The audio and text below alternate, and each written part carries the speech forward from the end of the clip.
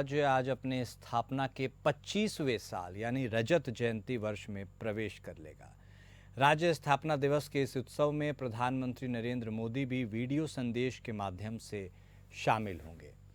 देहरादून और ग्रीष्मकालीन राजधानी यानी गैरसैंण की भराड़ीसैंण विधानसभा भवन परिसर में आयोजित कार्यक्रमों में प्रधानमंत्री के वीडियो संदेश प्रसारित होंगे। मुख्यमंत्री पुष्कर सिंह धामी इन कार्यक्रमों में शामिल होंगे। दोपहर 1 बजे मुख्यमंत्री भराड़ीसैंण में होने वाले राज्य स्थापना दिवस के कार्यक्रम में शिरकत करेंगे। भराड़ीसैंण विधानसभा परिसर में क्षेत्र के 47 राज्य आंदोलनकारियों को सीएम सम्मानित करेंगे। वहां जनता मिलन कार्यक्रम भी होगा। वह स्थानीय उत्पादों पर आधारित प्रदर्शनी का भी अवलोकन करेंगे। देहरादून के रिजर्व पुलिस लाइन्स में रैतिक परेड होगी, जिसमें राज्यपाल लेफ्टिनेंट जनरल गुरमीत सिंह सलामी लेंगे। इस दौरान मुख्यमंत्री विभिन्न क्षेत्रों में उल्लेखनीय कार्य करने वाली हस्तियों को उत्तराखंड गौरव सम्मान से भी सम्मानित करेंगे। सूचना विभाग की विकास पुस्तिका और पुलिस पत्रिका का भी विमोचन होगा।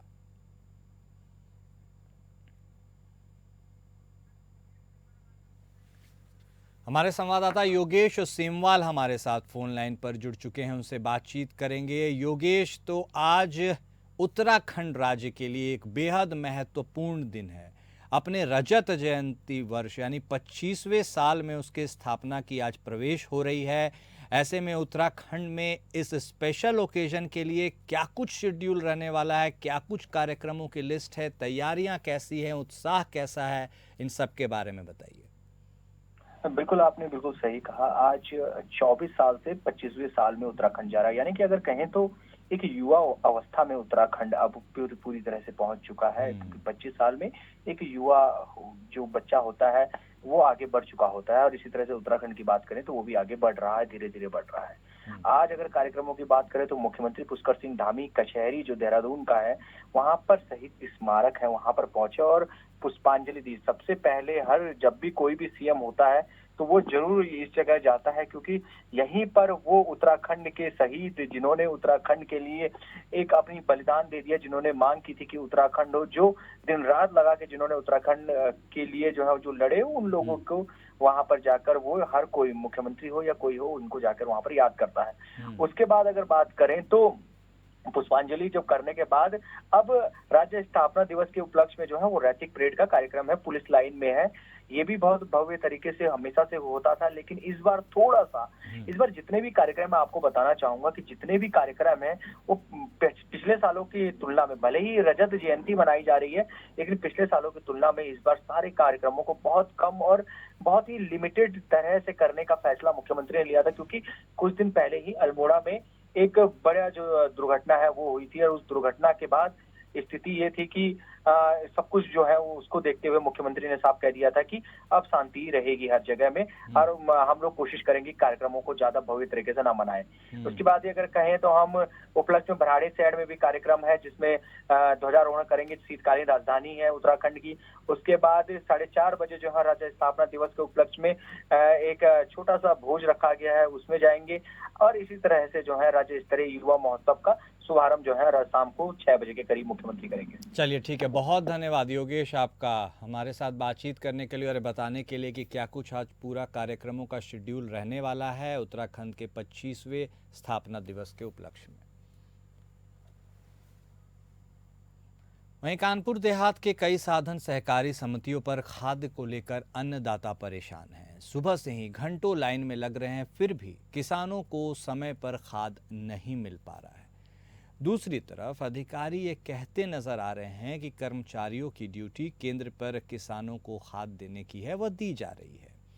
दरअसल कानपुर देहात के रसूलाबाद तहसील क्षेत्र और अकबरपुर तहसील क्षेत्र में स्थित साधन सहकारी समितियों पर डीएपी और एनपीके खाद उपलब्ध ही नहीं है, जिससे आलू और अल्लाही बुआई की तैयारी में लगे किसान अब भटकने को मजबूर हैं।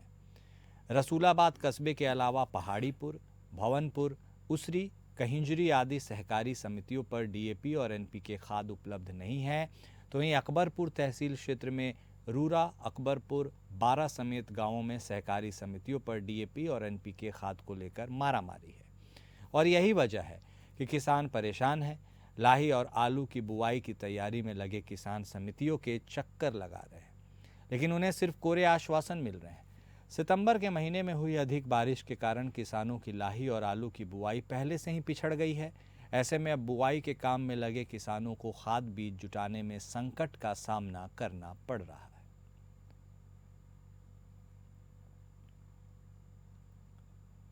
तो कानपुर देहात की ये खबर आपको बता रहे हैं, जहां किसानों को भारी परेशानी का सामना करना पड़ रहा है। एक तो बुआई का समय है, ऐसे में अब उन्हें खाद ही समय पर उपलब्ध नहीं होगा तो वह बुआई कैसे करेंगे। समितियों के चक्कर लगाते जा रहे हैं, लेकिन उन्हें सिर्फ आश्वासन मिलता है, रिजल्ट कुछ भी निकल कर सामने नहीं आता है। अधिकारियों से बात की जाए तो वो कहते हैं वहाँ पर लोग मौजूद है, वह किसानों को खाद दे रहे हैं, लेकिन ये लंबी लंबी कतारें, असमंजस की स्थिति और कुछ न मिल पाना बस उनकी बेबसी की ओर इशारा करता है। हमारे संवाददाता मोहित हमारे साथ फोन लाइन पर जुड़ गए हैं, उनसे बातचीत करेंगे। जी मोहित, ये अजीब असमंजस की स्थिति है किसानों के लिए, क्योंकि एक तरफ तो अधिकारी दावा करते हैं कि वहां पर उन्हें सब कुछ दिया जा रहा है और दूसरी तरफ तस्वीरें साफ बता रही हैं कि कितनी परेशानियों से किसानों को गुजरना पड़ रहा है। ये पूरा मामला है क्या, और इस पूरे मामले में अब तक निष्कर्ष क्या कुछ निकल कर सामने आया? बिल्कुल कुणाल जी, तस्वीरें साफ हैं। ये कानपुर देहात की तस्वीरें हैं और रसूलाबाद तहसील और अकबरपुर तहसील के कई गांव ऐसे हैं जहां पर समितियों पर इस तरीके की भारी भीड़ देखी जा रही है और किसानों को सुबह से ही लंबी लंबी लाइन लगाकर जद्दोजहद कर डीएपी लेना भारी पड़ रहा है। कई बार इस संबंध में अधिकारियों से भी बात की जाती है तो अधिकारी तो सिर्फ ये कहते हैं कि वहां पर ड्यूटी लगाई गई है कर्मचारी की और किसानों को खाद दिलाई जा रही है, लेकिन तस्वीरें अपने आप में चीख चीख कर गवाही ये दे रही हैं कि किसान कितना परेशान है। जी बिल्कुल, बहुत शुक्रिया मोहित आपका हमारे साथ जुड़ने के लिए, बातचीत करने के लिए। तो तस्वीरें बता रही हैं अपने आप में, और यदि अधिकारी कहते हैं कि उन्होंने ड्यूटी लगा दी है तो क्या उनका काम सिर्फ ड्यूटी लगाना है या यह भी श्योर करना है कि वो ड्यूटी निभा भी रहे हैं कि नहीं। बीजापुर जिले के बासागुड़ा उसूर ब्लॉक के रेखापल्ली और कोमठपल्ली के जंगलों में सुरक्षा बलों की संयुक्त पार्टी और नक्सलियों के बीच जबरदस्त मुठभेड़ हुई। इस मुठभेड़ में जवानों ने 3 नक्सलियों को मार गिराया है। तीनों वर्दीधारी माओवादियों के शव बरामद किए गए हैं। वहीं मौके से एक एसएलआर राइफल, अन्य हथियार और आर्म्स और एम्यूनिशन बरामद किया गया है। जानकारी के मुताबिक बीजापुर जिले के उसूर ब्लॉक के बासागुड़ा, उसूर, पामेड़ और तर्रेम क्षेत्र में नक्सलियों की मौजूदगी की सूचना मिलने पर एसटीएफ, डीआरजी, कोबरा और सीआरपीएफ की संयुक्त पार्टी अभियान पर निकली थी। सर्चिंग के दौरान पुलिस और नक्सलियों के बीच रेखापल्ली और कोमठपल्ली के जंगलों में मुठभेड़ हो गई। मुठभेड़ के बाद सर्चिंग में जवानों ने 3 वर्दीधारी नक्सलियों के शव, एक एसएलआर और भारी संख्या में आर्म्स एम्यूनिशन बरामद किया है।